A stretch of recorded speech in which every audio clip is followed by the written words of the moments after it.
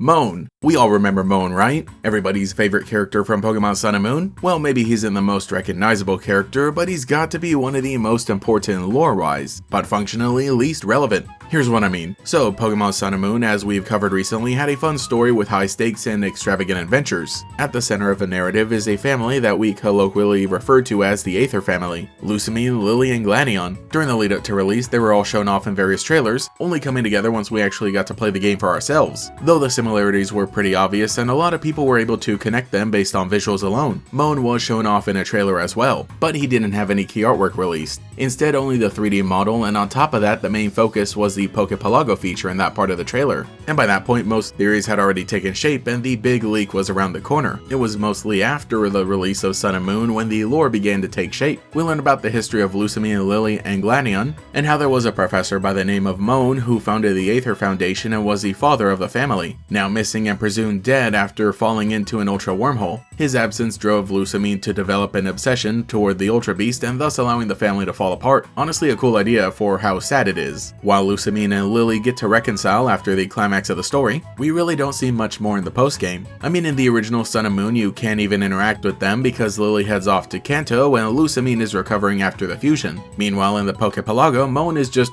hanging around. From what we discover about Fallers, people who travel through Ultra wormholes, they tend to lose their memory. So that is presumably what happened to Mohn. Though I think it is a fun detail that even with amnesia, he still has the desire to create a place for Pokemon. Crazy to think that it wouldn't be until a whole year later with Pokemon Ultra Sun and Ultra Moon that we get some more crumbs to the story. Being entries that came as the alternate version, they took place around the same time as the original, but featured a few changes to the story and even characters. Lily and Gladion were pretty similar, though Lusamine does not serve as the final villain despite still having lost her husband and serving as the head of the Aether Foundation. The difference here is that she's in contact with the Ultra Recon Squad and has shifted her focus to Necrozma. Mohn actually does leave the Pokepelago, mostly just to introduce himself in the first half of the game and to let you know about the feature. Otherwise, in the post-game, you can also see him interact with Lusamine, though we get a very intense moment of dramatic irony where he has no idea who he is and she decides to not tell him anything for his own sake, fully content in just knowing that he's still alive. Absolutely gutting. They even got away with printing the moment on a trading card. In a way, this is the only closure we would get to their storyline, at least in the video games. I don't think it was something that absolutely needed to be resolved. I mean, that makes it a lot more interesting, though I feel that they could have just said he disappeared and not introduced him as a character at all and that would have been fine. Instead, it feels like a cruel joke meant to emotionally torment the fans. This, along with many other character threads that were left open at the end of Sun and Moon, is exactly why people were clamoring for the fictional Pokemon stars. But if you're an astute Pokemon fan, you'll no doubt be itching to comment that the anime is where the story continues.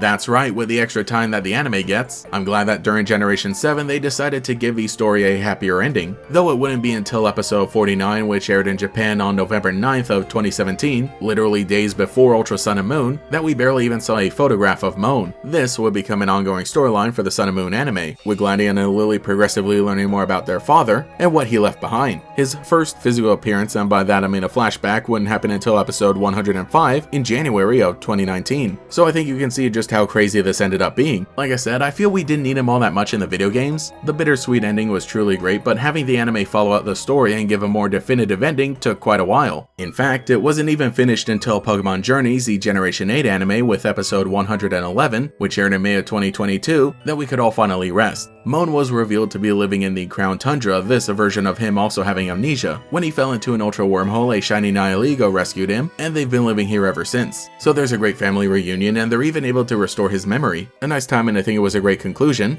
but I do find it so interesting the anime decided to go this direction, just not even letting him touch the Pokepelago. If anything, I prefer this one if they were going to have him regain his memory anyway, because the setting is a lot cooler and he gets to have some drip instead of whatever he was wearing in the video games. But that was the story of what happened to Mohn, one of the side characters you need to dig a little deeper than normal to appreciate, but a fun one nonetheless that took a little more than 5 years across 2 games and 2 generations of anime for everything to fully come together. One of the few times this has been the case, and really it is good that it happened for how important he was. I'm glad the family got their happy ending in the anime, though now that I've seen it happen here, I think it would be fun if an eventual return to the Alola region had something similar play out. So let me know what you think in the comments about Mohn and the Aether family as a whole and where you would like to see their story go in the future. Anyway, I should make sure I appreciate the time I have with my own family. Thank you to every channel member for your continued support, including the Great Gators, Alex with Shiny Hunts, Shash, Cosmo Zero, Tyler Hopper, Wakadox, Koi13, Cemetery Hill, Cheez-It62, Gator Kid 509, TF, Mathaclog 947, Taijirai, Justin R, Phantom, and Quago. If you would like to support, see your name here, get access to emotes for comments, live streams, and sometimes early videos, as well as a members podcast, you can become a channel member today. You can also follow me on Twitter and Blue Sky as well for more memes. Anyway, this is GatorX, and I'll catch you all later. Pokemon the series Sun and Moon, all week long. If we work together, there's nothing we can't do. Pokemon the series Sun and Moon, a one-week premiere event starts Saturday, May 13th, anywhere you watch Disney XD.